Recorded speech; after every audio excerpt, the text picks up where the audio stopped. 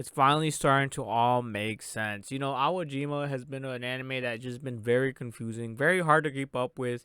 But finally, we get an episode here of our best girl Tabata. If you guys don't remember who Tabata is, I won't be mad at you. But she was like my favorite character in episode one, and for the first half, she took over episode one. And of course, in the back of my mind, I'm thinking, yes, this is such a lovable character. She's outgoing, she's not negative, she's very positive, and in general, a good human being. But when you mix a good human being within an organization known as Awajima, the Revu School, where people's hopes and dreams, they put their faith into the school to propel them into the showbiz. Like an actor, actresses, theater, you name it. All the artistic stuff. But here we finally have Wakana busting the doors open to all the negativity of Awajima. Now, not everyone has the same experience when you go to these things, but whether it be fucking Hollywood, Epstein Island, or even this anime Awajima, the 100 Scenes, everyone had a different perspective.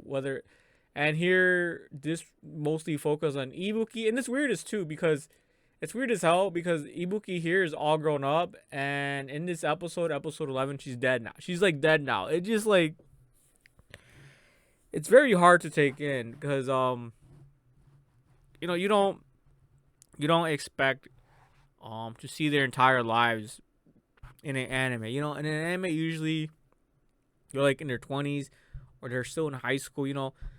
But for this anime to be like, hey, look, this is when they're young. This is when they're teenagers. This is when they're in. There's Awajima school, and then this is them in their workplace, and now this is them dying on their fucking deathbed, having regrets. It's just very, very dark, in my opinion. This was probably the darkest episode of Awajima, focusing on, like I said, Emmy and her life, and her past in Awajima, and how she was pretty much bullied by Ibuki and everybody else in Awajima. And so, and our best girl, Tabata, right? Her name's Tabata, right? Holy fuck. Our best girl, Tabata Wakana here, finally has discovered that her teacher, who she admired, Ibuki, was mixed in with all this shenanigans, all this stuff. And now she has to find a way to make a story out of it. And that's how Ibuki, the teacher, is putting to bed her regrets. Now, we saw them going to her funeral, etc. And you can see just how distraught and distressed she is. Tabata doesn't want anything to do with this. But of course, Ibuki has given her the responsibility. Yeah, it just sucks so bad because now she has this responsibility of having to bring all the shadows into the light, damn it. Bring the shadows into, just like Epstein Island. That's probably like the long story short. I just want to see what the community thinks of this episode. I'm glad she went ahead and released the book. The truth needed to be told and not be forgotten. Well, yes. I'm glad you bring that up because as Tabata was working on the book, it is now released towards like the end. It's like the last 10 seconds of the episode. It shows that her book is on the stands and people are buying it. But if I remember correctly though, Tabata was like she wanted to bring not necessarily Ibuki's past regrets to light, but also to bring Emi's potential, like as someone who could have been very popular, affluent, and a great actress or actor. I don't know what the fuck she was gonna be, but she wanted to bring her story more into light, her more of an emphasis rather than making Ibuki seem deranged from all her bullying of Emmy. But she really wanted to prop her up more. Kind of like glaze more so than like put down, make it seem so bad. I think if I remember correctly, that's what Tabata wanted. Right, seeing this episode kind of makes me wish the book was used as a framework for the whole story. Probably would have made it easier to follow along. 100%. This was a very, very hard anime to keep up with.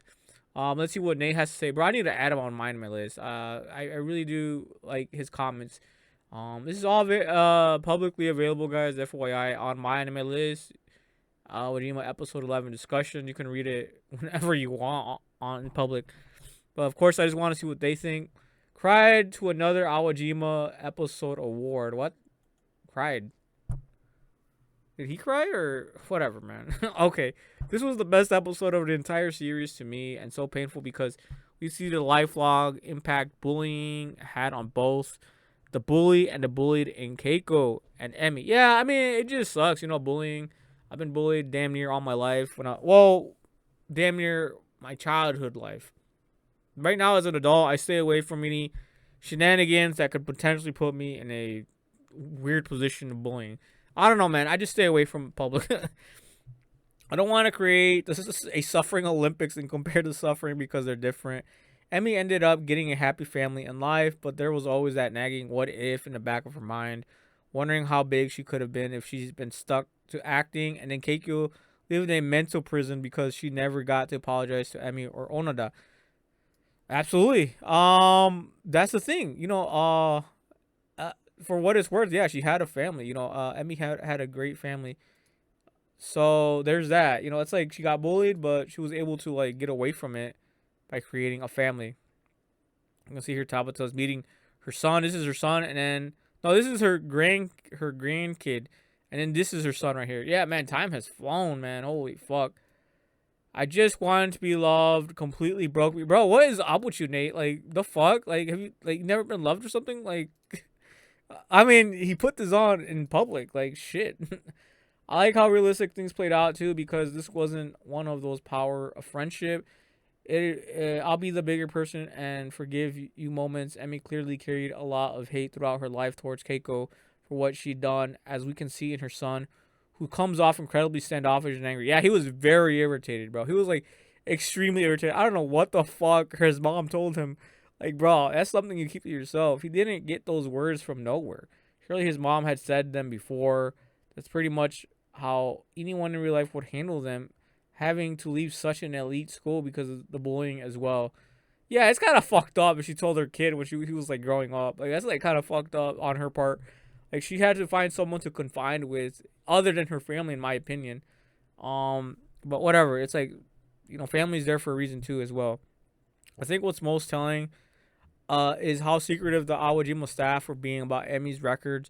So because they know that they dropped the ball and failed to protect not just her, but so many students who left Awajima because of the cliques and bullying.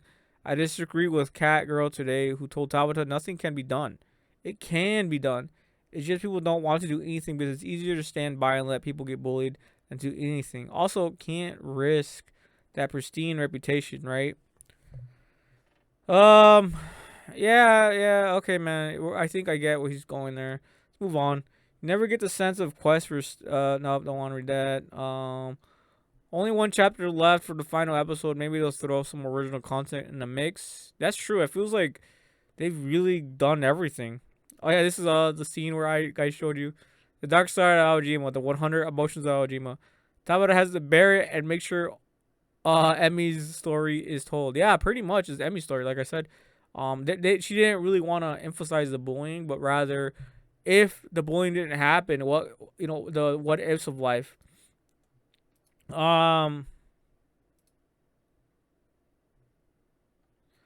Interesting. Someone replied to Nate about the marriages. Okay, so I think on the whole, this is by Michi. I don't know what the fuck, bro. These weird ass names, man. I don't know.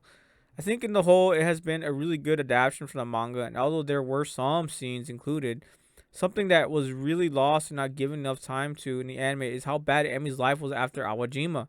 Interesting. All right, so this is skipped content. Shit, this video could be about skipped content right now, thanks to this lad on Myanimelist. Emmy's life. So Emmy's life after Awajima, I remember her moving away and having to work in like a fish cannon factory or something. What the fuck? A fish cannon market something? I don't know. And it was heavily implied that her marriage was not a happily entered into one. Damn. And even in this episode, it does not feel as if Yuki Onoda's fate was brushed over a bit. She passed away young. But we will know that she had multiple suicide attempts. That's what I thought. That's what I thought about her. I thought that she had I thought she self-deleted, honestly. after the bullying. So maybe this needed to be put out there a bit more clearly. I hope some of these aspects are at least referred back to in the final episode, much in the same way that they gave us more context for Katsuroko's mindset when she did what she did to Emi last week. It's been an incredible piece of work so far, and more so than other Shimura works. Could end up with somewhat a conclusive ending, which it thoroughly deserves. I don't know. I don't feel like a relationship is ever perfect. So saying that is a very like heavy blanket statement type of ordeal.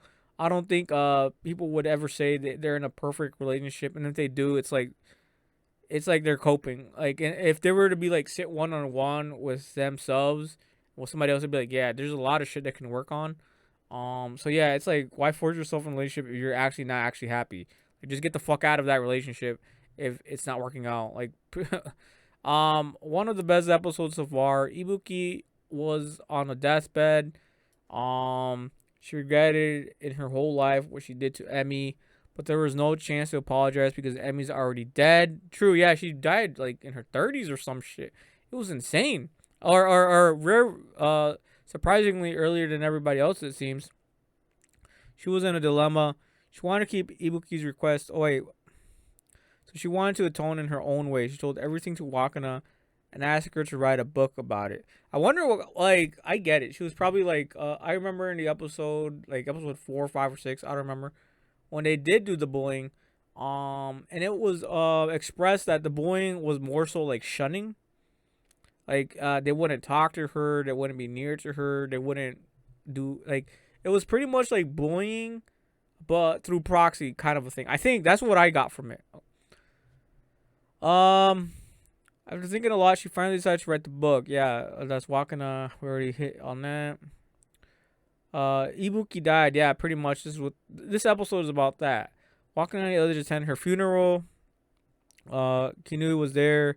She asked about Wakana's new book. Wakana was thinking that she wanted to write such a book that would bring some kind of destruction to something. Then a book was published. I think the next episode will know what happened after that. Yeah, I'm excited to see exactly what it's gonna be about. Let's see now. Emi is, oh shit, I forgot to say who that was from. That was from the Real 10 comment right here. I only read bits and a little bit. Like, I read this, I read that. I didn't read this part. Like, I don't want to just read their whole entire fucking comment. And if I do, I'll just show their picture like this. Emi literally haunts the narrative, and I love it. So I'm sure it absolutely deserves an apology. What? Yeah. Emmy. I keep forgetting the fucking names, man. It's just not hard to keep up with. Awajima does such a fantastic job of just making everything feel so scrambled. But anyways, that's pretty much it of episode 11. There's a lot that, there's other characters too that just appeared. That I wish we knew about. Like, I want to get back to her. But it just emphasized how much bullying, how universal it really is, and how fucked up it can get. As someone who has allegedly been bullied damn near all my childhood, it's shit that I want to forget, but comes up every now and then. And the one thing I could say is we gotta fight through it. We gotta get through the storm. And we just gotta lock in and move on from those feelings at the moment, and then deal with them later. Like, don't deal with them when you're emotionally distraught.